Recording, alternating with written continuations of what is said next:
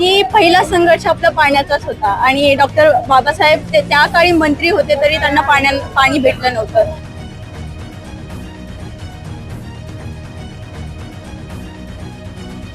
तीन ते 4 किलोमीटर वरून पार्किंग मधून लोकांना जे अनुयायी मानवंदना देण्यासाठी आलेले आहेत त्यांना चालत यावं लागतं. त्यांच्यासाठी आमच्याकडून समाजकार्य काहीतरी व्हावं यासाठी आम्ही छोटेसं हे कार्य केलेलं आहे. आमचं फाउंडेशन हे काय आपला एकतर्फे चालत नाही. फाउंडेशन या समाजासाठी समाजासोबतच चालवावं लागतं.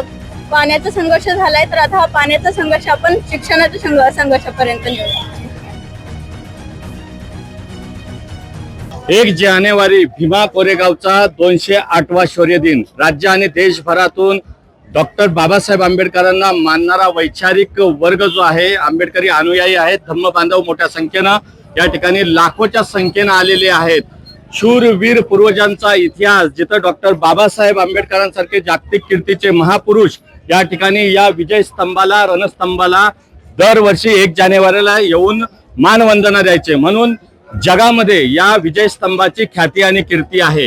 या विजय स्तंभाला मानवंदना देण्यासाठी राज्याच्या बाहेरून, देशाच्या कानाकोपऱ्यातून अनुयायी येतात आणि अनुयायांची इथे कोणत्याही प्रकारची गैरसोय होणार नाही याची काळजी जसं जिल्हा प्रशासन, राज्य सरकार घेतंय तसंच या ठिकाणच्या काही सेवाभावी संस्था देखील घेताना दिसत आहेत. या ठिकाणी जर आपण बघितलं तर महापुरुषांच्या विचारधारेवर चालणाऱ्या सत्यशोधक चळवळीतून निर्माण झालेल्या सत्यशोधक युवा फाउंडेशननं एक प्रेरणादायी उपक्रम राबवलेला आहे. त्याचे सदस्य आपल्या सोबत आहेत, काही पदाधिकारी आपल्या सोबत जोडलेले आहेत. युवा फाउंडेशनना पाणी वाटपाचा प्रेरणादायी उपक्रम आहे. युवा फाउंडेशन स्थापन केलंय आणि खूप चांगल्या पद्धतीचा प्रेरक उपक्रम आपण या ठिकाणी दिलाय. त्याबद्दल काय सांगशील? मी सत्यशोधक युवा फाउंडेशनची फाउंडर आणि आम्ही हा कार्यक्रम खूप छान केलेला आहे. आम्ही किमान 4000 पाण्याच्या बाटल्या देण्यात आलेल्या आहेत शौर्य दिनानिमित्त. एक काय सांगशील की ही संकल्पना का आली, कशा पद्धतीने तुझ्या मनात आली, तुमच्या सगळ्या युवा फाउंडेशनला का वाटलं असं की पहिला संघर्ष आपला पाण्याचाच होता आणि डॉक्टर बाबासाहेब त्या काळी मंत्री होते तरी त्यांना पाणी भेटलं नव्हतं. तर आमचा असाच विचार होता की हा छोटासाच उपक्रम आहे, आमचा पहिलाच उपक्रम 1 जानेवारीचा, आणि आमच्या मनात विचार आला की पाण्याचा संघर्ष झालाय तर आता हा पाण्याचा संघर्ष आपण शिक्षणाच्या संघर्षापर्यंत नेऊया. एकूणच आपण बघतोय की अतिशय प्रेरक असा उपक्रम या ठिकाणी घेतायत. तुझ्या मनामध्ये काय भावना आहे, संकल्पना आहे? पाणी वाटप आपण केलेत, किती नेमक्या बॉटल्स आपण आणल्या होत्या आणि पुढच्या वर्षी आपण यामध्ये कसं वाढ कराल? सत्यशोधक युवा फाउंडेशनची फाउंडर आहे आणि आम्ही आज 4 ते 5000 पाणी बॉटल वाटल्या. कारण एवढे लांबून 3 ते 4 किलोमीटर वरून पार्किंग मधून लोकांना जे अनुयायी मानवंदना देण्यासाठी आलेले आहेत त्यांना चालत यावं लागतं. त्यांच्यासाठी आमच्याकडून समाजकार्य काहीतरी व्हावं यासाठी आम्ही छोटेसं हे कार्य केलेलं आहे आमच्या फाउंडेशन तर्फे पाणी बॉटल वाटण्याचं. एकूणच आपण बघतोय की रखरखत ऊन आहे आणि अनुयायी देखील आपण पाहू शकता की मोठ्या संख्येनं आलेले आहेत. आणि मुळातच ही संकल्पना युवांच्या डोक्यामध्ये येणं, एका बाजूला आपण बघतोय की 30+ आणि नवीन वर्ष साजरं करण्यामध्ये तरुण जो आहे, आजचा युवा जो आहे तो या ठिकाणी दिसतोय, तर दुसऱ्या बाजूला 31 डिसेंबर पासून 1 जानेवारी 2 जानेवारीचा या ठिकाणी येणाऱ्या अनुयायांसाठी जो आहे तो सेवाभावी आणि सामाजिक बहुउद्देशीय मनामध्ये भावना ठेवून या ठिकाणी उपक्रम राबवत आहेत. सत्यशोधक युवा फाउंडेशननं या ठिकाणी प्रथमच अशा पद्धतीचं जी सेवाभावी भूमिका या ठिकाणी घेतली. मी आतिश राजाभाऊ जंगले, मी प्रदेशाध्यक्ष आहे राष्ट्रवादीचा. ताई तशा बोलल्या, आम्ही पाण्यासाठी पण भरपूर संघर्ष केलेला आहे. त्या टायमाला बाबासाहेबांनी पाण्यासाठी खूप संघर्ष केलाय. ताईचं आता पुढचं विजन आहे तर संघर्ष पाण्याचा झाला, पण आता शिक्षणासाठी संघर्ष करा. ताईच्या ह्या विजनसाठी आम्ही सगळे ताई सोबत आहे.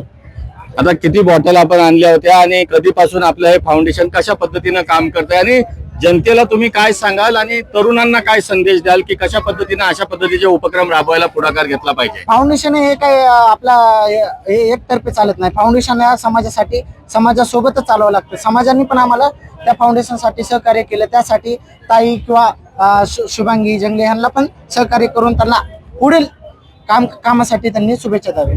ताई, आपल्या फाउंडेशन मध्ये नेमके किती सदस्य आहेत आणि कशा पद्धतीनं तुला असं काय त्या सदस्यांचं सहकार्य कसं मिळतंय? माझ्या फाउंडेशन मध्ये किमान 10 ते 12 जण असतील आणि त्यांनी आतापर्यंत जेवढी मदत केली ती फार मोठी गोष्ट आहे. आणि ही मदत आहे ना त्यांनी कालपासून म्हणजे रात्रपासून त्यांनी खूप कार्य केलेले आहे ह्या शौर्य दिनानिमित्त. एकूणच आपण बघतोय की दादा काही सदस्य अजून जोडलेले आहेत फाउंडेशनचे. सत्यशोधक युवा फाउंडेशन हे मी त्याचा सर्वसामान्य कार्यकर्ता. एक उपक्रम डोक्यामध्ये होता दादांच्या, तो त्यांनी राबवला आणि छान प्रकारे उपक्रम हा सक्सेस जाताना दिसतोय आपल्याला. पण सक्सेस होतोय, पुढच्या वर्षी ह्याच्या डबल करण्याचा आम्ही प्रयत्न करणार.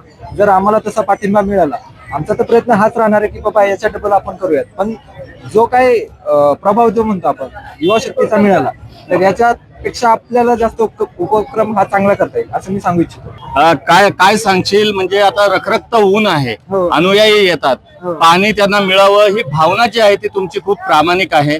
सत्यशोधक फाउंडेशन जे आहे ते हे फाउंडेशन ज्या पद्धतीनं महापुरुषांचं सर्वसमावेशक कार्य आहे त्या कार्याला अनुसरून आपण काम करताय. काय नेमकी भावना आहे, काय याच्या मागची भूमिका आहे, काय वाटतंय तुला? आता सर्व इथं अनुयायी उन्हातानाच वगैरे येतात, खूप लांब लांब नाही येतात प्रवास वगैरे करून. त्यांच्यासाठी आपण एक छोटासा उपक्रम राबवला फक्त, नाही का. त्यांना आपण जे लांबून वगैरे येतात ना, त्यांना थोडंसं पाणी वगैरे प्यायला भेटलं ना, तेवढं चांगलं वाटतं.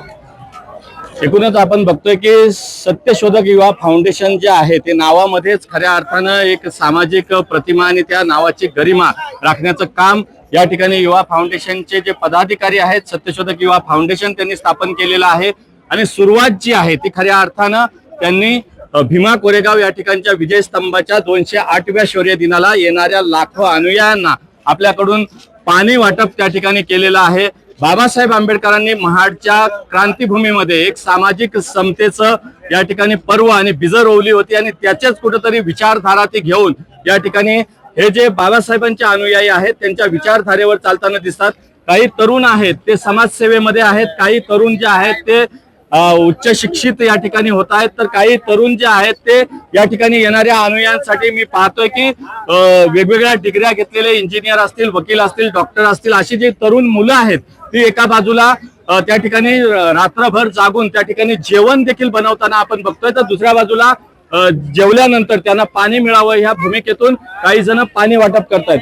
सत्यशोधक युवा फाउंडेशननं ज्या पद्धतीचा हा सेवाभावी उपक्रम हाती घेतलेला आहे त्या उपक्रमासाठी आम्ही देखील त्यांना मनापासून शुभेच्छा देतो. आणि त्यांनी जो हा उपक्रम घेतलेला आहे त्यातून अनेकांनी प्रेरणा घ्यावी आणि भविष्यात यांनी 4 ते 5 हजार या ठिकाणी पाण्याच्या बॉटल वाटलेल्या आहेत, यांच्याकडून प्रेरणा घेऊन युवकांनी पुढे यावं आणि जे युवक आहेत किंवा जे समाजातील सक्षम घटक आहेत त्यांनी इथे येणाऱ्या अनुयायांसाठी आपलं काही ना काही योगदान द्यावं. यातूनच हा धडा या ठिकाणी प्रत्येकानं घ्यावा, शिकवण घ्यावी, एवढंच या ठिकाणी सांगण्यासारखं आहे. Dhammasheel Sawant, news bureau, Bhima Koregaon, Pune.